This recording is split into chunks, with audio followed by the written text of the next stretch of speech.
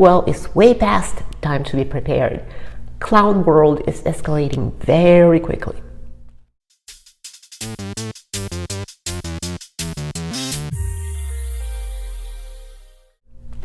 Mellow greetings, ladies and gentlemen.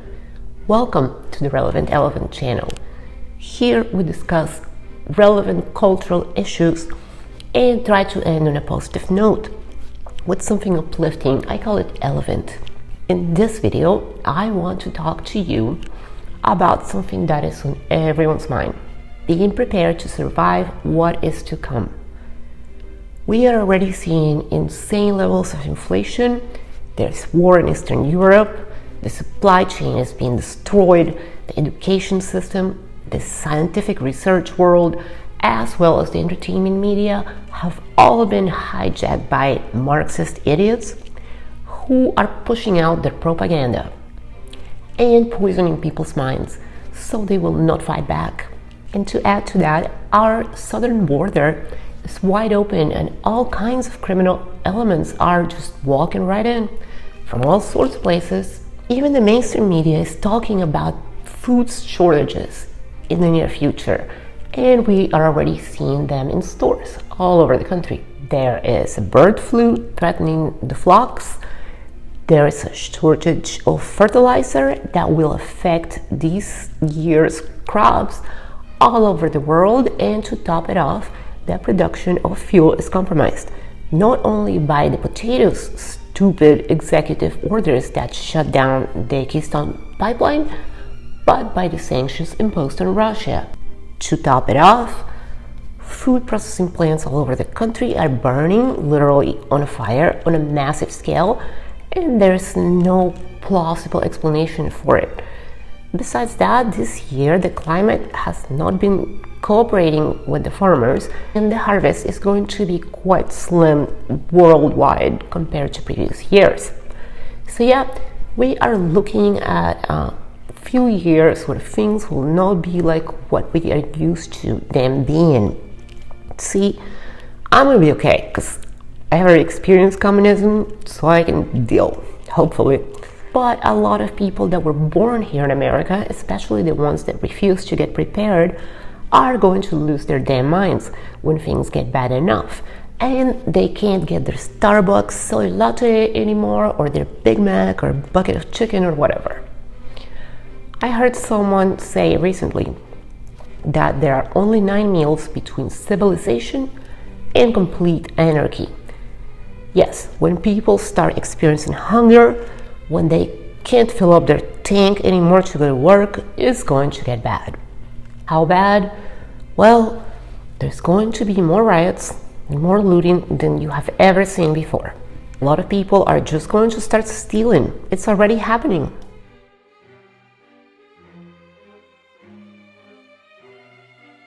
Besides that, with the more relaxed levels of punishment for most crimes, especially what we are seeing in large left-front cities, criminals feel more comfortable than ever just taking what they want, like Meat Lady over there.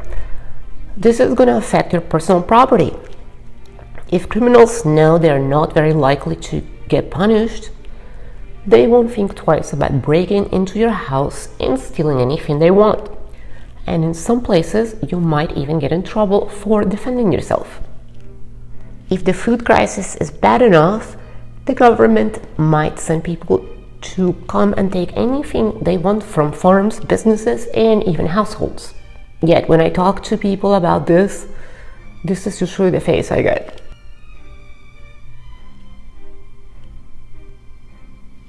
Dead shark eyes. That's what I get when I tell people I'm buying extra supplies for when things get bad.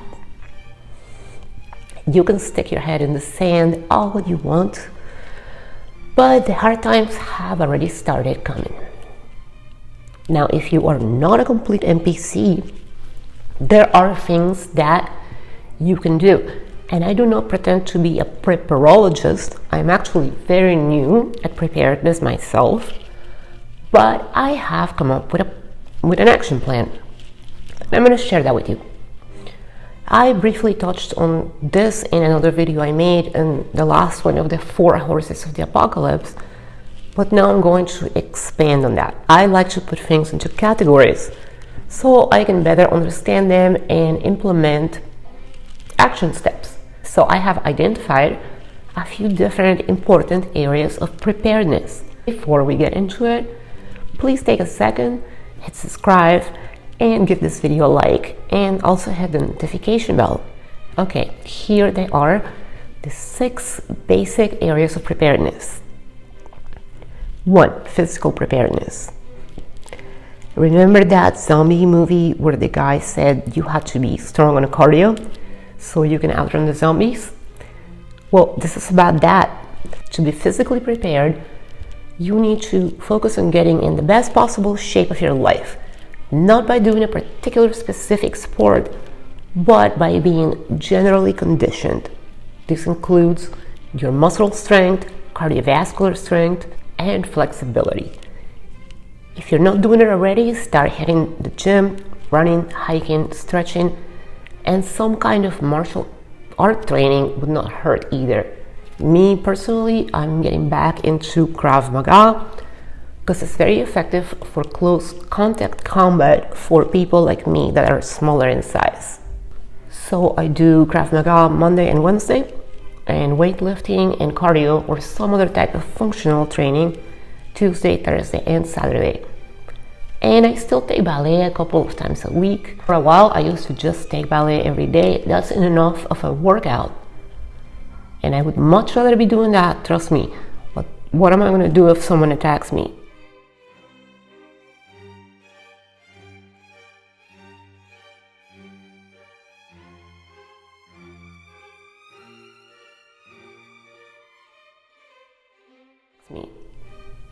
That's not going to work.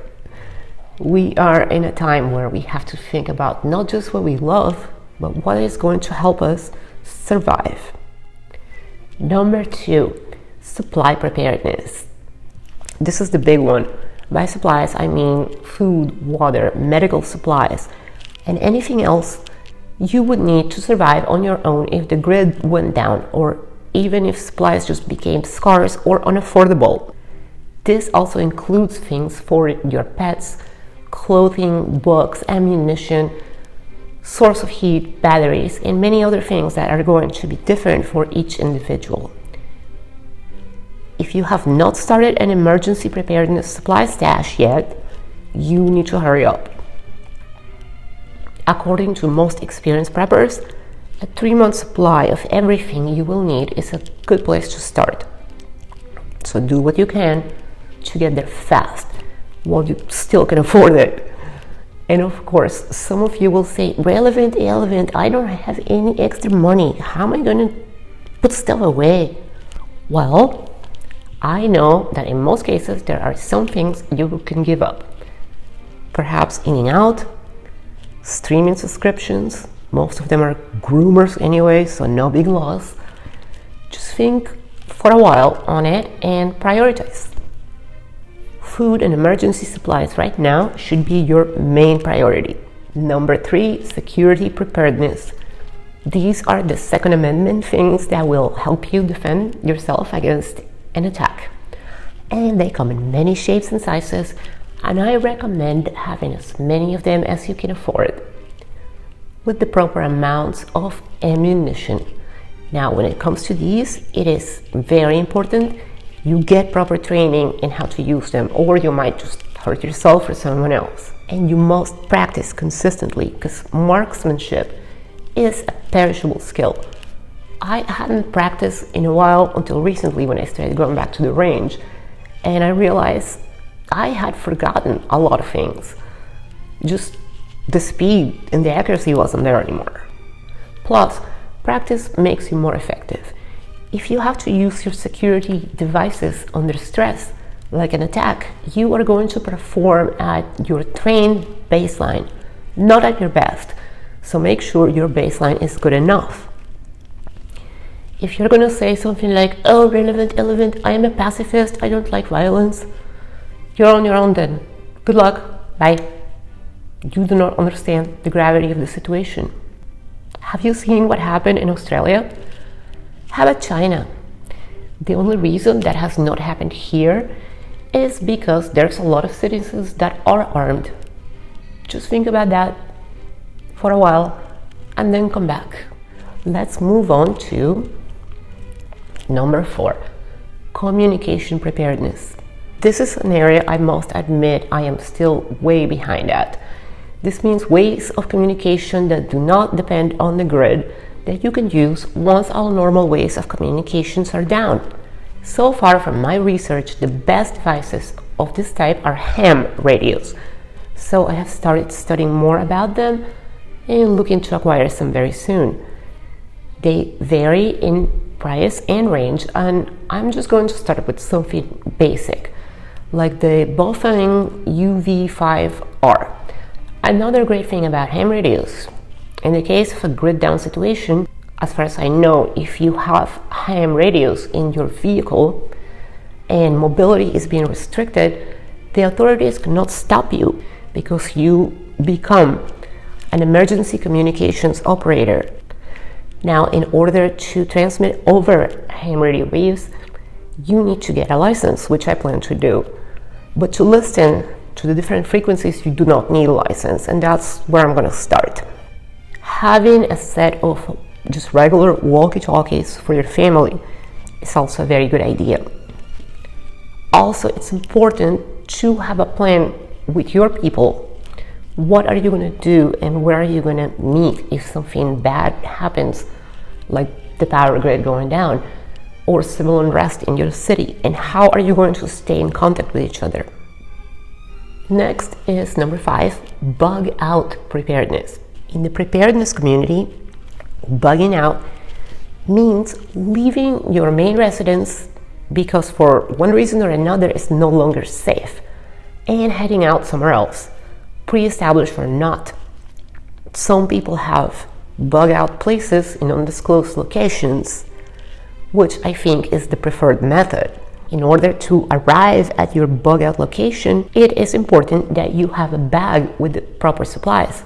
Like I said, I'm very new at this and I'm still setting up my bug out bag, but the basic things to put in there are some water, food, medical kit, fire kit, something for shelter, knives and rope, socks, toiletries, compass, light sources, batteries and maps. Now, all the preppers will tell you, bugging out should be your very last resource. And if you don't have a secure bug out location, you should probably try to avoid it if you can, especially if you're not an experienced survivalist.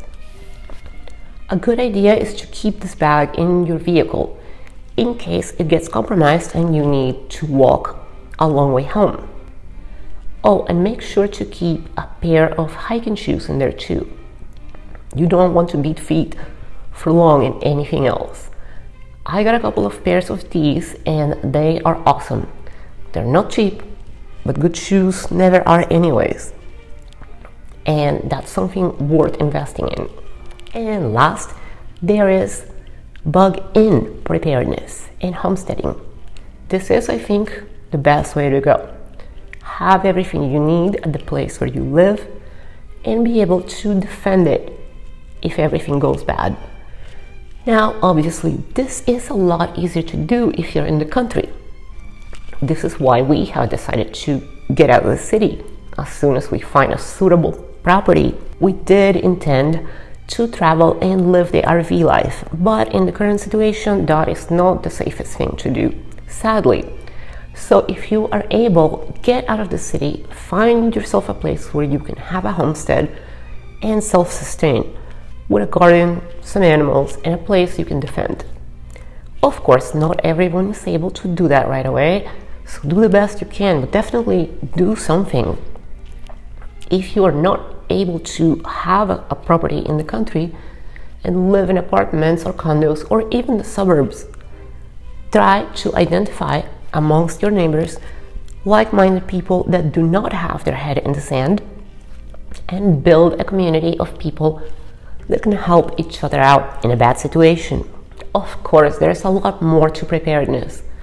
There's the threat of nuclear war, and I'm not even going to go into that, because if you look at this and preparedness is new to you, I don't want to make your head explode, because mine almost did when I came to the realization that there is no more waiting. We need to prepare. We need to be ready in every way, including spiritually. We need to be clear on where we stand, what we will not stand for, and what we will defend. And also, if it was going to be all over tomorrow, do you know where you will go? Like for eternity? Make sure you do. I'm going to stop here and expand more on this later. For the Elevant part of this video, I'm going to leave you with this. Some recent wins for our side. Ladies and gentlemen, enjoy the delicious flavor of victory and lefty tears.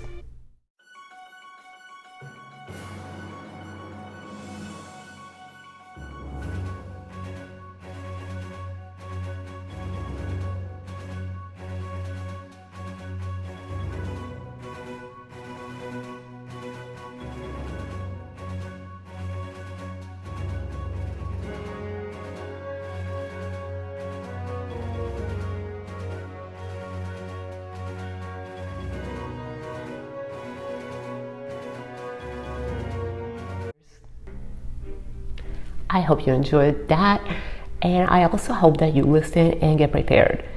If you like the good news and like knowing about the bad news, stay with me. Stay alert, stay alive, and resist. See you on the next one. Bye!